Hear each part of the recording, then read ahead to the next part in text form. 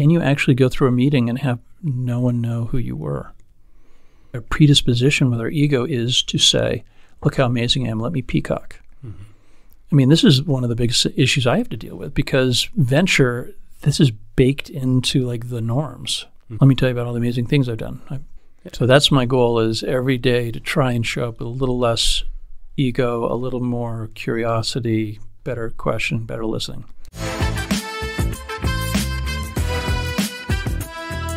Ryan, I am super excited about the guest that we have today on the Gridiron Growth Podcast. This has been a good friend for almost a couple of years now, Mr. Matt McCall, 28 years of experience in venture capital. Very passionate about helping entrepreneurs, helping people. As a VC, he has backed over 80 companies and generated over $70 billion in exit enterprise value. Everybody, we are super excited about this guest. Mr. Matt McCall, welcome to the show, my friend. We need some like confetti. Yeah. You know? But Matt, man, really appreciate you taking the time to talk with Ryan and I, as we were just talking before the show started. This is a podcast about getting better. We're getting better from our guests. We hope our guests are getting better from just being in this conversation, but also our listeners. So Matt, would love to just dive in. How did you get your start in venture capital? Life always happens orthogonally from the side. You lay your game plan out, you tell life what your intentions are, and then it says, I'll take that under advisement. Right? If you're lucky, yeah. If you're lucky. So I was fifth generation Wall Street, right? Going way back. So since I was a little kid, I was like, I'm coming back to Wall Street. I grew up in California, and I'm going to go into banking and then probably buyouts, master the universe stuff. So perfect game plan, went to Williams, worked on Wall Street, went to Kellogg. I'm going to do consulting, learn about how the masters in manufacturing, because that's, they make stuff. Yeah. And as I came out of the Boston Consulting Group, I thought, okay, I'm going to start applying for, jobs in buyout. Well, across the hallway, and this is how it always happens, is a good friend of ours. And he'd been in the venture business 15 years. His partner literally started in 76. Like, she took the pitches for Steve Jobs at Apple, seed investor at Bay Network, which kind of helped launch the Boston ecosystem in terms of networking, all that stuff. And they're raising fund. So I had karma, right? Karma equals synchronicity. I said, hey, you know what? You guys have an amazing track record. I know a whole bunch of folks in New York, family, friends, whatever. I'll just help you fundraise while I'm applying to try and get into buyouts. Now, I was a computer geek growing up. I taught Pascal during the summer. I kid you not, my freshman summer at Williams, I taught at a computer camp in the Sierras. Oh, really? Wow. Yeah, that kind of Dungeons and Dragons kind of guy. Billionaire kind of guy. Yeah. A nerd. Yeah. A nerd with 11 varsity letters. And so, helping him, he said, hey, you want to look at this deal? Sure. But then want to look at this deal? Sure. A day a week, 2 days a week. Next thing I know, I'm a venture capitalist. And you're doing this for free at the time? Yeah, I'm just doing it for free. It's karma, right? And this is how it always works, right? The universe always has its back. Pablo Coelho, right? The universe conspires to realize your personal legend. That's right. Personal legend. Bingo. Yep. Yeah. Right? If I look at all my top deals, I have no idea how the hell I got to them. There's only one deal I did where it was crystal clear. We looked at every deal in the space. That's the one. We networked and got into that deal. And that was Coinbase. Investor, thank you. Oh, there we go. Yeah. And all the others came in sideways. And so it's so funny because our ego always says, no, we're going to figure this out. I can figure this out. I can figure my life out, right? And then the universe just kind of takes over at that point. And so I think there is this notion about the power of relationship. I think probably Eric was just probably talking a lot about this. Yeah. It's the power of your relationship, having extraordinary, authentic people around your life in which you strive to help reduce suffering, help them become the highest version of themselves selflessly, and then amazing things tend to happen. We tend to go the other way, though, which is we focus on ourselves and our own fears, and we're not enough, and I need this blue ribbon or that blue ribbon. We all know how that ends, right? It doesn't end well. So anyways, I became an accidental VC. I love it. You mentioned something in there that I really want to key in on, because we hear the word networking all the time. You really heard it outside of NFL. You don't hear that a lot in the NFL. But I find that it takes two different meanings. right? Networking is like, hey, okay, I want to know you. I want to email you. Let's go get coffee. And then we may never talk again. But then there's the networking that you just mentioned. There was one time you said, that's the company we want to invest in. Let's get our, what I call feet first there. Let's put our feet where we want to be. Mm-hmm. What is the difference between, like, what goes into for you when it's a feet first networking? Like, I want to be there, so I'm going to go there. What does that sound like? Is that a phone call? Are you taking a flight? Are you checking LinkedIn? Like, how are you putting your feet first? Was it LinkedIn? Yeah. Yellow Pages, whatever it is. Exactly. I remember the Yellow Pages. You probably don't. Yeah, get out of No here. anyone in crypto owns some money. So it's a great question. I think there's that saying, what fate favors the prepared mind, right? So the way that I've always approached my life is I say, okay, I want to understand a given topic. And then I'm saying, who is the best domain expert who knows this? And then I just relentlessly hunt to find them down. So I'll give you an example of how I helped launch our West Coast office. There's a guy named Keith Ferrazzi who wrote a book called Never Eat Alone. Yeah, great book. And that is the book on power networks and how you do it. Jeffrey Pfeiffer's class at Stanford, power class, it is impossible to get into. First class, Keith Ferrazzi. Yeah, right? This guy has laid out lead with generosity. It's by the way, if anyone who's listening to this wants to know, all my students that I've taught at Kellogg or CUD or whatever, I was like, read this friggin' book. Yeah. So Tony Pritzker and I know Keith, and so I just literally sat down and said, hey, Keith, we're launching LA. How would you go about doing it? And he literally opened his whole back end and said, here's how you do it. And we created a database of 3,000 people in Los Angeles in the ecosystem. Every ecosystem has 20 supernodes, 20, 30 supernodes that touch everybody.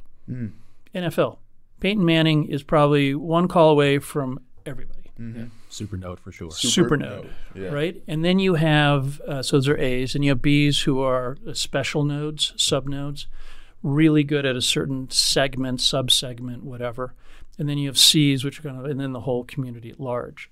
And so whenever you go into an ecosystem, you kind of want to lay out who are those supernodes. It's what I say, find extraordinary, authentic people. Also, find extraordinary people that are maybe not authentic. Just be aware they're really dangerous. But just be aware you're playing with somebody. Yeah. And then what you do is you just kind of activate against that. And then if I look at eco mapping, for what we did is we said, okay, who are all the big exits? Who are the big public companies in Los Angeles? Who are the big customers? The studios, the Fortune 500s. Who are the top thought leaders at the universities? Who are the hottest recently funded startups in the ecosystem? And then you literally just start talking to all of them. And I always just, like, when I came here to Denver, the first thing I did is I started finding, a Bennie. Like, if 5 people say, talk to Bennie. Yeah, he's a supernode in my life. Yeah. And then when you're done talking to Bennie, you say, hey, who else should I talk to? Who do you think? And what you begin to realize is that people start mentioning the same names. Eric was on the show. Eric is one of those. Yeah, definitely a supernode. Right? Yeah. Supernodes. And so you can very systemically figure out who the supernodes are, who the other nodes are. But then it's really important. Most people then jump in and say, okay, this is all about me. And this is all about my power and my getting a deal and my this. No, it has to be, I want to form an authentic connection with this person. My coach, Phil Stutz, says is outflow, not inflow. How would the highest version of you show up in that moment in forming an authentic, caring relationship about that other person? Not you can do something for me, but you're extraordinary. Like, this is how I view my job in life as a VC, is to find extraordinary people and then protect and provide around them so that they can let that divine flow come through and just crush it. Right, so I'll do the walking through walls, Jimmy Iovine of the music industry or whatever, right? Yeah. Very similar, by the way, venture and music, venture and making movies, very similar. But it has to be authentic. People know when you're just a transactional asshole. Yeah. But if you really do authentic things, you've listened to what they've said, you've heard what's really important to them in their lives, and you authentically care with no desire whatsoever to get anything back from them. And you do this enough times, and then you do this these microtransactions that Phil talks about, Yeah, right? yeah. You do this over and over and over again, and then the most random stuff starts just coming in because the universe wakes up, right? I feel like that's happened to me. It is you. But, I mean, It's all of us, right? Yeah. but the number of times, and you also know someone's authentically doing it, right? As Benny and I have gotten to know each other, every time Benny's name comes up, they always throw a word or two on the back end. He's amazing. He's, there's like this caring, this love for you, right? If you build that kind of network versus, oh, that's a deal dealer, I'll have a relation, a transactional relationship with them. Great. It's just really exhausting. Have you always had that viewpoint throughout your entire VC career, or was there a position or a time where that changed, or have you always been relationship forward and focused throughout your entire career? I would say that it's something that came over time. Jared Colonna, but Reboot in Boulder, just one of the greats, one of the great greats. And he said there's moments in life where it grabs you by the throat and just says, it's real. Yeah. There's some you should have been looking at for a long time now, and now we're going to look at it. Much like you were talking about some of your NFL friends. Yeah. Right? And when that happens, it's the call to adventure, the hero's journey that begins. What was that time for you? It's funny. I wrote a blog post on life's 7 to 10 year cycle. So it's kind of like every 7 to 10 years, I get one of these, which is kind of like an economic cycle as well. Moments where it's like, okay, we need to go back in and strip things to the studs. First one was I left the Boston Consulting Group, moved into venture, and up to that point, I'd always just had a target, achieved, got my blue ribbon, moved to the next one. Right? I had not had just a yard sale. Well, I have 14 companies in 2000, and the market drops 95% in 3 months. I mean, the real estate guys complained in 2008. You go old school, man. They were all dying. And for 4.5 years, all I did was I went from board meeting to board meeting. How much should we miss sales by? Who are we firing? We were not talking IPO, exits, whatever, right? Because you had to work all the excesses out. And every time I dropped my kids off at school, I'd look at the janitor and go, well, it's either going to be that or the guy, I'm going to be the back of the truck at UPS. And I'd never failed. And now all that was coming back because the blue ribbons were taken away. It was like an addict who couldn't have the drug. And so that was the real work started. Why am I doing venture? How do you let go of the outcome? How do you not cling to that outcome? What is your true purpose and mission? What's your true calling in life? Because it isn't just put money in, take money out. So that was the first weekend, and I did a blog post on the power of my Karma bracelet. This was purchased originally in 2000. Really? At this time when you're going through it. Yeah. So I always know that tomorrow will always be better because that was dark. I mean, by 2004, I was like, I got to go back to consulting. This is fucking miserable. And then 3 or 4 of my entrepreneurs pulled it off, and I was still in the venture game. Wow. And so suddenly from 2005 to 2007, I was an early investor in FeedBurner, which is Dick Costolo, then ran Twitter. And it was Tickets Now, their initial money. And we made $60 million in 18 months. And, just like deal after deal after deal started popping. So by 2007, 2008, I was on the NVCA, the National Venture Capital Association, liquidity panel talking about how wonderful I was and all my exits. Looking at your bracelet thinking, Looking at my bracelets, like, Dopamine hits. All day. And we'd liquidated everything. So by the time 2008 hit, the portfolio was out already. So lucky. I learned the lesson from before. Well, 2009 hits, and I go through a divorce. I move to a house down the street. Very amicable. We're still like best friends. Amazing woman. But now I moved to the Pritzker platform. J.B. Pritzker recruited me from DFJ, one of the Valley firms. Yeah. So now Identity I was JB's guy. Great guy, by the way. I mean, what a great platform. You can do so much when you have, unlimited funds. Right. So that was amazing. But suddenly I had this identity crisis. And I remember in a basement of my house, it's being renovated, so even the dogs can't visit me. It's minus 20 wind chill out. I'm sleeping on a mattress in the basement, cement walls, And hanging down from a wire is a light bulb swaying in the breeze blowing through the basement. And everything's like stripped of the studs, just like me at that point in time, right? And everything I thought I was not, it kind of came through. And I just remember thinking to myself, God, I was on this NVCA panel like a year and a half ago. And now I'm in a basement looking at a light bulb swaying back and forth like a gulag in Russia. What the hell happened here? And I remember thinking to myself, okay, all I got to do is just wait for the big guy to call me upstairs. I remember I said to myself, I've had a good run. Time to go. I wasn't like thinking suicidal or anything. I was just like, my job would be the next 30 years, just do whatever the hell I'm going to do. Rubber chicken dinners and Rubber chicken dinners and all that, but it was done. And sure enough, JB's platform, phenomenal. We launched Chicago. I think we probably knocked out 10 unicorns in Chicago alone. We launched LA. We a bunch of unicorns out there like Dollar Shave Club, Scopely, whatever. Built out the LA office, helped build our operating. Like, it was just like we built 1871. Kind of changed the landscape of Chicago's tech scene. It was like this just renaissance with JB and Tony there just to kind of help support us and lead in many ways. Greatest, 9-year run, 8-year run I've ever had.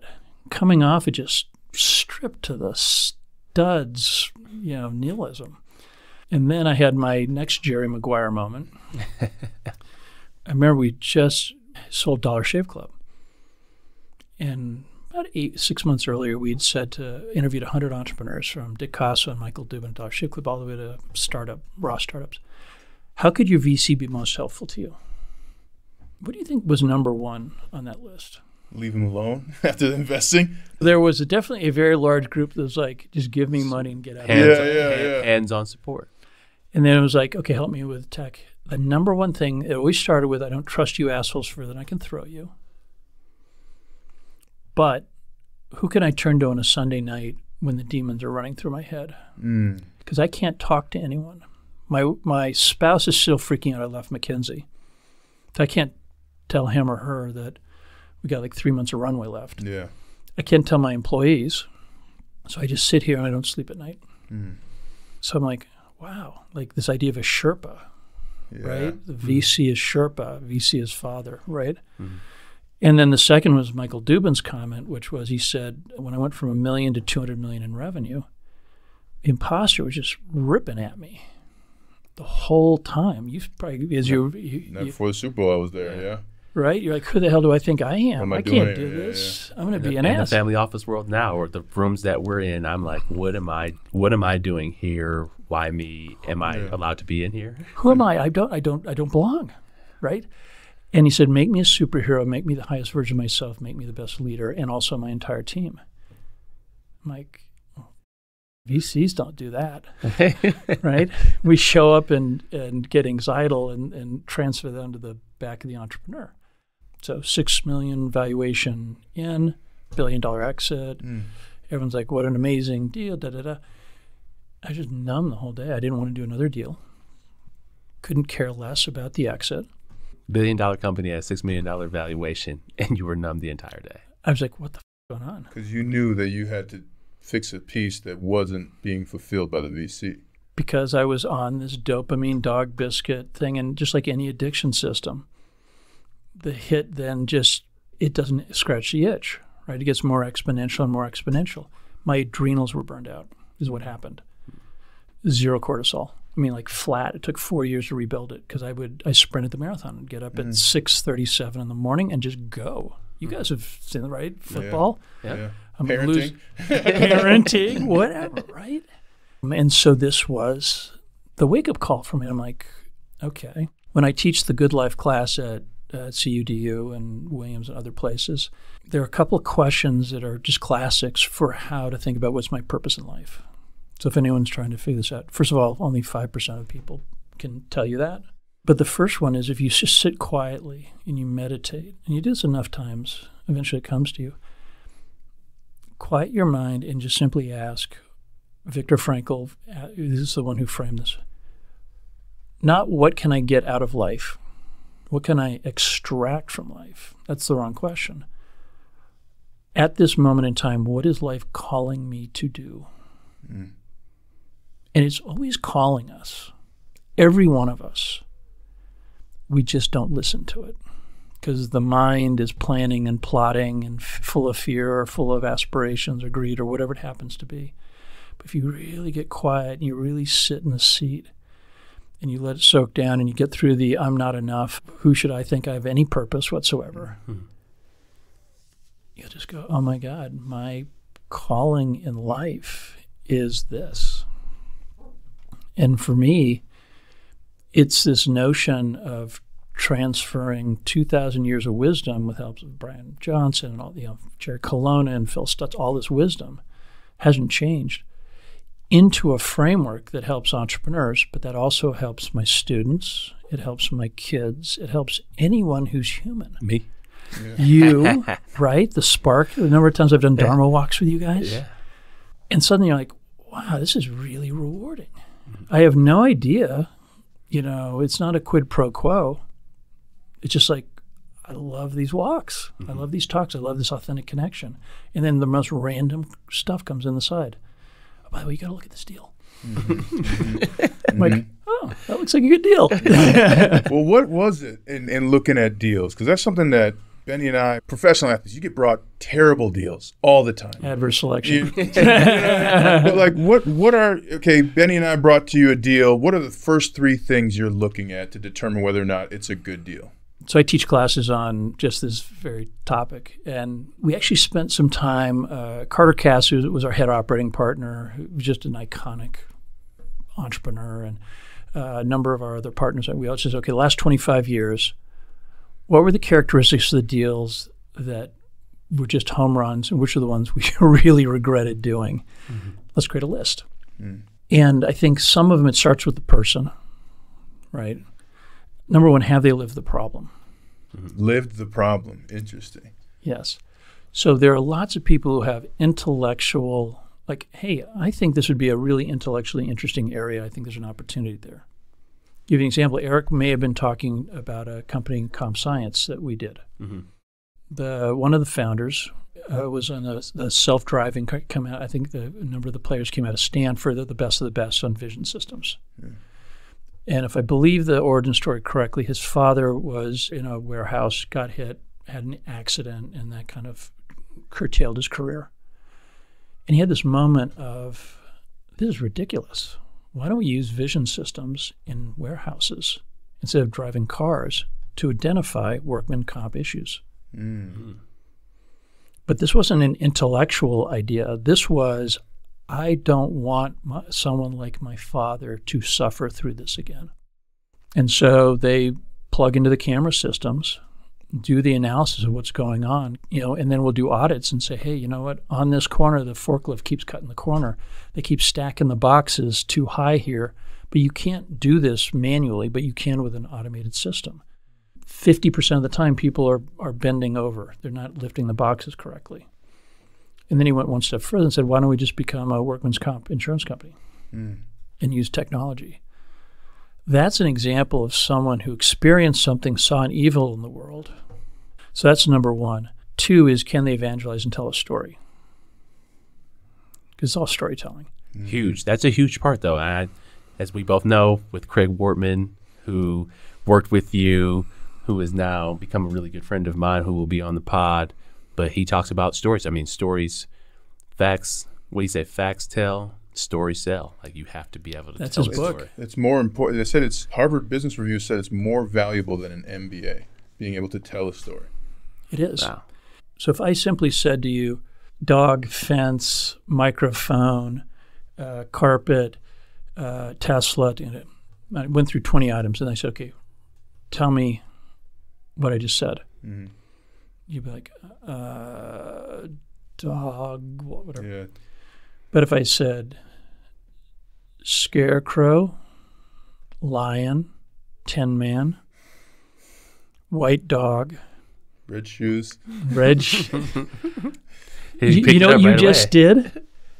This is the power story. All you have to do is touch a part of the story, and the person fills in the rest of the story because it's their story. Did you hear what he did? Yeah. Red shoes. I didn't even get to red shoes, and he said red shoes. Yeah. So this is the power of storytelling. But if it's not your story, so the best pitch, one of the best pitches I ever got was, as I teach this in my classes. So I always tell my students, they're like, I say, we're going to use one of the USC film school models. I'm a Notre Dame guy, but go ahead. And I just said, we're making a movie here. We are not making a company. I want to know who the protagonist is. I want to know what the catalyst, the climax. There's a moment of struggle at the top of the climax moment, right? Rising action. The protagonist is looking to the left, is looking to the right. There's an emotion, a job to be done. And there's emotion. What is that emotion? Why are they frustrated by all of the other products? Tony Fadell of Apple fame said, our job is to remind people of their frustration. Then the hero product shows up, solves the day, and comes back down to conclusion. And if you do this right, then they tell their friends, you have to try this product because in my moment of struggle, just like you're having, I use this product and this is what it did. Jessica Alba at Honest Company came in and didn't say, like the guys, there's some Harvard guys the week before came in and just said, we're going to buy diapers for $1. We're going to sell them for $3. We're going to use Google to acquire. We think the CAC acquisition cost is going to be this amount. Therefore, our margin is going to be the following. We think we can get to $100 million. No story. Numbers. No story. How does that resonate to you guys? They don't have kids. They would talk about delivery or diaper warming or whatever it may be. So now Jessica Alba comes in. Now, granted, it's an actress, right? So she knows how to deliver. So I'm in the delivery. This is her talking, not me, obviously. So I'm in the delivery room. I'm like, okay, this is a different pitch. I have them draw my blood cord. 66 toxins. I just poisoned my child. And I'm thinking to myself, I had chefs, I had trainers. How in the hell did I just poison my child? Now you have a murder mystery.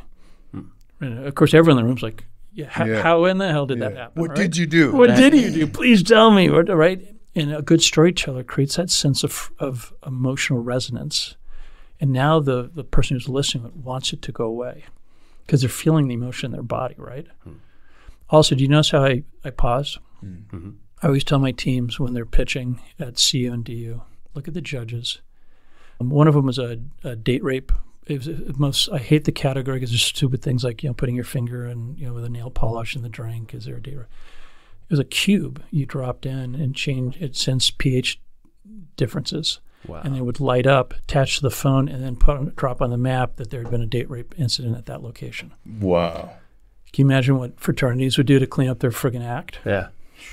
How many lives it saved? Yeah. So the pitch was, who here has a daughter?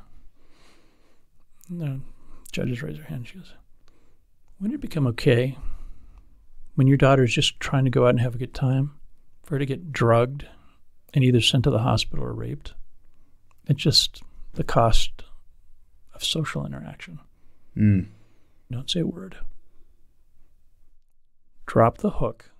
Let it sink into the body. But what happens, people rush in before it goes from the head to the body, and now they're feeling that outrage. Do you feel that outrage? Oh, unacceptable. And that was her. She, Jessica Alba's pitch was like, I just poisoned my child. Didn't say a word. And let it just sink in. And we're like, so I then, vowed that day no woman would be forced to poison her child. I partnered with, so now Call to Action, Call to Adventure, Join the Cause. I partnered with Chris Gavigan. We stripped 1,000 chemicals out of our product. The EPA said we're fine. She said it was coming in through the laundry detergent. It was coming in through the skin lotion. Wow. It was coming in through the dishwashing solution, and it was coming in through my hands and into my blood and poisoning my child. We called this company Honest.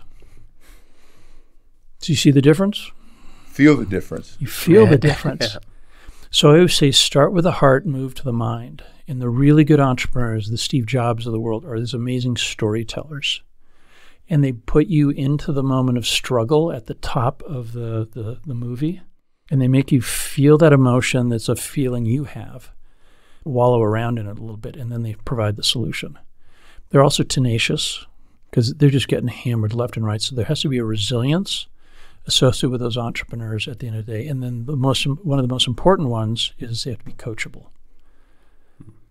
Sounds like an athlete. So I was going to say, you talking about football players? Sounds like an athlete. Yeah. This is it, right? The uncoachables are the most dangerous. They will take the company down. Sociopath. But then the numbers, so we have whole databases of what are best-in-class numbers. So if the story is truly a story, then the CAC to LTV, the lifetime value over the acquisition needs to be 3-to-1. The retention rate at 6 months and at 12 months needs to be this number this month. The gross margin needs to be this. And if the story is a true story versus just a figment, the numbers will be off the charts. Like you'll see these with companies. Like Dollar Shave Club was basically reselling Dorco razors. But man, was he a good storyteller, right? And it was a cause. Don't be stupid. Don't overpay. Join the cause. So our retention rates were through the roof. Talk a little bit about the founders and being resilient. How do you test for that? You're looking at a company, you're meeting with these founders. How do you know that they're going to be resilient? Do you have questions? Because I know you're very thoughtful and intentional about this in terms of how they grew up, times they've had adversity in their life, and why you're going to deploy capital into this founder. So you can do a couple things, which is you can talk about, tell me a time when. And first of all, you see how vulnerable they're willing to be. Like, tell me a weakness. And I was interviewing one person, and actually it was to join our firm, and they said, and usually it's like, well, I work too hard, or, a one. And it was like, I was the only freshman who was now junior on the varsity team. I should have been captain, by all means. And I didn't even finish in the top 5. And they told me I was an asshole. And I had a moment where I had to look into that dark night of the soul and figure out who did I really want to become. And then he talks about his journey out of that. I'm like, that is a real story. The other thing that entrepreneurs are, they're good at manifesting. They're very action biased. So they iterate really quickly. So we'll have a conversation. We'll suggest a couple things just from patterns. But, hey, if we look at what you're doing, you might have an issue with this or this or this. The really good ones will go out, figure out what was and what was useful and what we said, and we'll quickly test it and come back to us and say, hey, you know what? That there is some truth there. This and this and this, not such an issue. They're willing to take action. They'll take action. They're curious, and then they iterate quickly. Versus, I'm going to do a big strategic initiative in the next 3 months. Let me get back to you. No, I'm going to literally run a Google campaign. I'm going to test it tonight. I'll tell you tomorrow. Boom. Took the feedback. I had a situation where our head operating partner built Walmart.com. No way. 0 to 5 billion. So that guy knows Walmart better than anyone. The pitch, the people coming in were talking about how they were going to sell into Walmart. And so he said, well, you realize if you do it that way, you're going to have issues here, here, and here, but what I would suggest is the following. But he didn't say, I built Walmart.com and all this other stuff, right? The founder said, no, we got this. We're good. That's not an issue for us. And he's like, we're going to be talking, he said, so as a result, we didn't do the deal because it was like, they were literally talking to the domain expert in this space and just couldn't take feedback, which meant they were going to learn the hard way on our dollar. 3 most important words, I think Craig Wortman says there's 3 words or the phrase that sticks out the most is, I got this. If somebody says, I got this in business or in life, run away from that person, or that person's not ready to grow. Yeah. They should have been curious. Like, hey, let me look into it. Yeah. Why did you think about that? Or what's your reasoning behind what you said? And then maybe he does say, I built Walmart.com, or maybe he doesn't, but hey, he's probably going to give real in time feedback like, hey, this is why. See, the greats don't tell you they're the greats. right? I have never heard him ever in a meeting say, by the way, let me tell you my resume and all the things he did. He just asks Socratic questions from wisdom. And no one ever, it's what Phil Stutz talks about, HIPAA, which is not the healthcare stuff.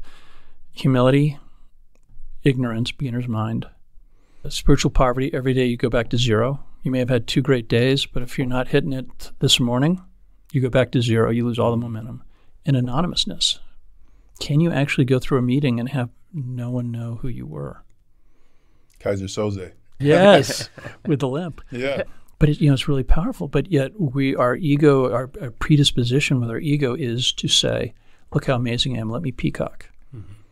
I mean, this is one of the biggest issues I have to deal with because venture, this is baked into like the norms, right? Let me tell you about all the amazing things I've done. I peacocked a little bit on this call. Well, we asked you. We're seeking knowledge. Yeah. We want you to peacock on this. But the really good coaches will literally just ask questions. Mm-hmm.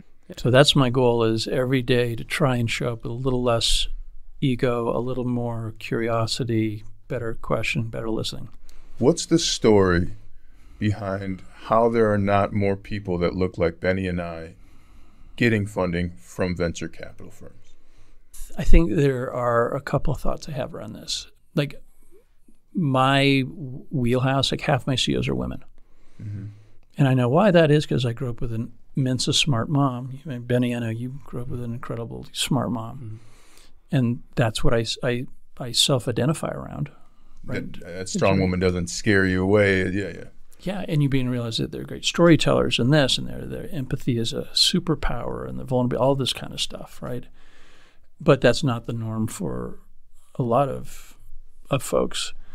I think one of it is when you sheer numbers, if I look at the business plans coming in, there are not a lot of people of color coming in. You can't be what you can't see. Mm-hmm. And so this notion of connecting people to, like, that's like me, I believe I can do it. Like you look at 2 schools, and one of them has really done a good job bringing their alumni back and saying, this is a legacy, you can do it. And then that legacy helps pull them up through the ranks, right? Versus another one where it's just kind of people graduate and then kind of go on their own thing. And then no one, you and I have talked about the community here in Denver. Yeah. All communities are driven by who are the heroes who went before. So if you don't know who the unicorns are, then you don't know who to seek as a mentor, to get angel funding from, to help, with their network, all of this. And there are 29 unicorns here in Denver Boulder, and no one knows more than 4 or 5. I didn't even know there were 29. 29. And by the way, you can ask anyone and no one knows it's 29. And like, well, if no one doesn't know the 29, so now that's for anyone in the Denver Boulder, this corridor here, that the ecosystem is actually here. Those heroes are there, the people that can pull us up through, that the next generation of entrepreneurs up. That's the number one indicator I found that kicks off an ecosystem. Now take a look at a person of color. Like, who looks like me? Who is my network? Do I really believe, like, these limiting beliefs, right, that, we all have as children? No, that's not the game you play. And then when they get into the pitch, do they know how to pitch? Is the quality of their idea strong enough? Were they kind of raised to go through the boot camp? Like I look at one of my daughters went to Stanford. She was bathed in it. Mm-hmm. Like she was a Mayfield fellow. One of her classmates is a product manager on ChatGPT. Right? This environment around them was so important to exposing them to the idea. This is the norm. This is what we do. By the way, you want to be product manager at ChatGPT, it's your right. It's your God-given right. Build it. Yeah. Build it. Go ahead. So by the way, if you're a person of color or not color or whatever, and you're in Stanford and you're bathed in that whole environment, and then the community and the alumni, if you start networking right, they help pull you through. They take care of each other, all of that. So this is network effect, and there's a limiting belief effect that all plays into this. And so it's a really heavy lift to try and figure this out. So some of it is, kind of start with one or two. We used to have this in Chicago in 95 when I was doing VC there. You could kind of put all the entrepreneurs around a card table. Yeah, I think Denver could definitely use that in our community. is, the dinners that we host and that we'll be having next week in the the community that we're trying to create, all different walks of life, men, women, people of color. Storytelling. Yeah. My favorite initiative that was organic in Chicago is called Freshwater Ventures, and they basically just created an open source graph, and you could claim your company, and then any alumni from that company would pop off, and you could literally see entire family trees. So you heard about the PayPal Mafia and folks like this. Well, there's the Orbitz Mafia, right? There was the Platinum Software Mafia. There was like these former successes, and then where all those people come from, or where did they go? And now you can do storytelling around that. Yeah. Do you realize that, the Orbitz, when Orbitz was successful, it spun off literally 4 generations of entrepreneurs. And you're like, wait, well, we're 4th generation? Yeah. It's incredible. Right? Yeah. If you grew up in your family and said you're 4th generation NFL football player, right? I don't want that for my kids, but yeah. Would you feel like you had a walk in the park? Yeah. Well, not a walk in the park, but at least I have a right to it. It was there. It was in their environment. Yeah. You're starting to see it with the NBA. Yeah, Patrick Mahomes. Yeah. Right? Yeah. Patrick Mahomes, too. Professional sports. Yeah. Right? LeBron's kids. Yeah, you're starting to see it in the Tiger NBA. and Charlie. Yeah. Are we all rooting for Charlie already or what? I want him to win right now. I do too. I don't want him to have that pressure though, because his dad was a monster. Yeah, but it comes with it, right? Comes with it. Yeah. These are the tools that should have been taught when we were age 3, which is the eudaimonic, not the hedonic approach to life. Yeah. Where do you see the most opportunity in the future in terms of companies' growth? Where are some disruption points that you see are really going to be changed in the next 5-10 years? What's interesting about venture is you'll see that the next revolution is always 6 months away. Wow. Right? And so this is why I tell, everyone's scarce, you have to get into this deal. I missed that deal. I'm like, just wait, another bus coming. And by the way, law of exponential says it'll be bigger than the previous ones. Wow. Right? You can see it, right? Was it in 1975? I think Microsoft was, or no, actually none of them. IBM was the only company who was ever mentioned in the top 50 companies. Right? Now it's, a huge chunk. Right? So what happens is you'll see VCs will do Gen 1 of a storage technology. And then they'll see why customers are frustrated with that version, and a team will spin out and say, we're going to do a distributed array or whatever it happens to be. So then they'll back the 2nd generation. And then there'll be some limitations. You see some chips, the chip technology, right, or anything, again and again and again. And so you just keep using the newest technology to address the previous problem. So there's nothing new under the sun. If I think about my best plays, has been finding the next gen technology that solves the problem from before. The reason why consumers are out of favor right now, investing wise, is there isn't a new acquisition channel. But I was very early on in backing some of the top players in performance marketing, and we saw firsthand how Amazon, right? Amazon went after the brick and mortar folks by using internet acquisition plus all the logistics back end. So you had all the wave of all the internet players. Then you had all the mobile first players. Suddenly you could do it off your phone and knew where you were. Social, Facebook acquisition, Instagram was another one. Yeah. Glossier, right? So you have these waves that occur based on new acquisition channels, and the existing players don't know how to leverage that new channel. But the native plays do. Glossier came roaring onto the scene because literally she was like, hey, everyone take a picture of your cabinet, your medicine cabinet, and let's talk about it. So suddenly you have millions of women taking pictures of their medicine cabinet. Well, guess what? That's market research. They literally could look into all the cabinets and say, oh my God, this is the products that people are using. And then they start co-developing products saying, hey, we noticed none of you have concealer or whatever. I'm making this up. Yeah. And so they started co-developing. Hey, I noticed none of you have concealer. Why is that? That kind of thing. But Instagram was the channel that they were able to leverage. If Instagram hadn't existed, they didn't have a means by which to do it. So what do I think is going to be in this next wave? You have platform, then application, and then next generation platform, and then applications on top of it. So it's just going to leapfrog back and forth. Everyone's talking about AI. It's really expensive and really hard to do the platform piece. Mm-hmm. So be really careful on that one. I'm not smart enough to do that. Mm-hmm. I don't believe you. But the application stuff I can. Like comp science, if you have someone who's a domain expert who knows technology, that's comp science, right? Mm-hmm. One of the best in the vision system world, also partner with one of the best guys in the insurance world. That's a really hard formula to break. Mm-hmm. Well, Matt, man, really appreciate you joining the Gridiron Growth Podcast. It's always good to see you, always good to enjoy conversation with you, man. You gave us a lot of great gems. Amazing. And just really appreciate you taking the time, my friend. So thank you for coming. This is awesome. And I guess one last thing I would just say for all of us is venture and entrepreneurship is a microcosm of life, a mirror of life. And I think it's really important. I wish that everyone was trained in all of the wisdoms that you guys are helping impart through this interview on why are you doing what you do. And as soon as you do it for your own I'm not enough, in your own advancement. So it's one thing if, Steph Curry, right? We've talked a lot about this. Yeah. If his goal is to get into flow state, which I think is the ultimate, right? In service to his teammates, in service to the fans, and, along those kinds of things, helping make others great. It's hard to have a bad day. It's hard to have one of those sleepless nights at the end of the day when you're in service to others.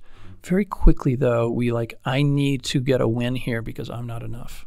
Mm-hmm. That's a hedonic approach.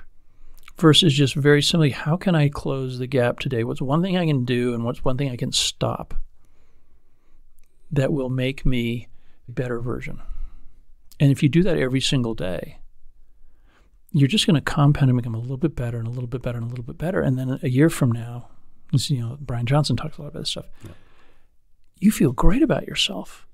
And at no point were you comparing yourself to the other players, right? Or the other investors or the other whatever. And if you keep doing that, then you're actually going to outperform all of them. And just get curious, find the best person doing what you're doing and say, hey, could you tell me, this is Cal Newport stuff, how to be an A+ student and be so good. Just simply, if I was to give one word of advice to everyone is, just find the people who are the best at doing what you do. Get curious, say, hey, how did you do this? Then do a little gap analysis from where you are and where they are.